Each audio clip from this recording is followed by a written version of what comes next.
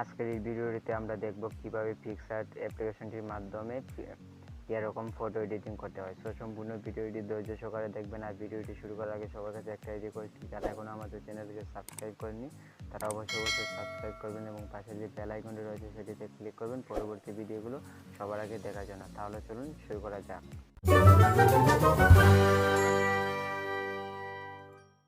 এর জন্য প্রথমে আপনাকে প্লে স্টোর থেকে পিক্সার্ট অ্যাপ্লিকেশনটি ইনস্টল করে নিতে হবে। দেন ডিসক্রিপশনে দেওয়া লিঙ্ক থেকে এই ব্যাকগ্রাউন্ডে ডাউনলোড করে নেবেন। তো তারপর পিক্সার্ট অ্যাপ্লিকেশনটি ওপেন করবেন।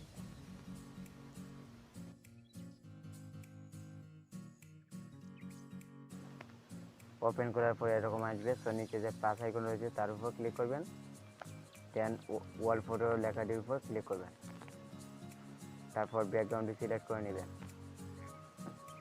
তারপর এরকম আসবে, একটু স্ক্রল করে নিচে আসবেন। আসার পর এড ফটোতে ক্লিক করবেন। তো এড ফটোতে ক্লিক করে আপনার ফেসবুক মোবাইলের একটি স্ক্রিনশট অ্যাড করে নেবেন। তো তারপর নিচে যে ক্রপ রয়েছে ক্রপের উপর ক্লিক করবেন। দেন আপনার স্ক্রিনশটটি একটু ক্রপ করে নেবেন। তো ক্রপ করে নেওয়ার পর নিচে বাঁ দিকে যে টিক চিহ্ন রয়েছে তারপর ক্লিক করবেন। তারপর আপনার স্ক্রিনশটটি জুম করে নেবেন এবং একটু বাঁকিয়ে নেবেন। তারপর স্ক্রল করে নিচে আসবেন। আসার পর এখানে যে ব্যান্ড রয়েছে ব্যান্ডের উপর ক্লিক করবেন। দেন এখানে যে মাল্টিপ্লাই একটি লেখা রয়েছে সেটির উপর ক্লিক করবেন। তারপর স্ক্রল করে একটু উপরের দিকে আসবেন। আসার পর এই আইকনটির উপর ক্লিক করবেন এবং এটি এক্সট্রা করে নেবেন।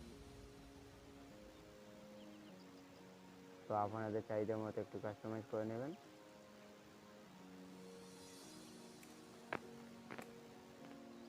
তো কাস্টমাইজ করে নেওয়ার পর বাঁদিকে যে টিক চিহ্ন রয়েছে তারপর ক্লিক করবেন। তারপর সেভ করার জন্য একটু স্ক্রল করে নিচে আসবেন এবং আসার পর ড্র যে রয়েছে ড্রতে ক্লিক করবেন। তারপর আবারও ড্রতে ক্লিক করবেন। তারপর বাঁদিকে যে থ্রি ডট রয়েছে তার উপর ক্লিক করবেন। দেন সেভ ইমেজ লেখাটিতে ক্লিক করবেন।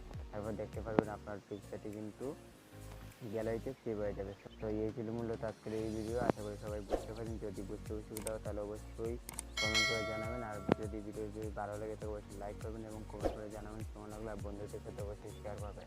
সবাই সুস্থ থাকবেন, ভালো থাকবেন, টাটা, বাই।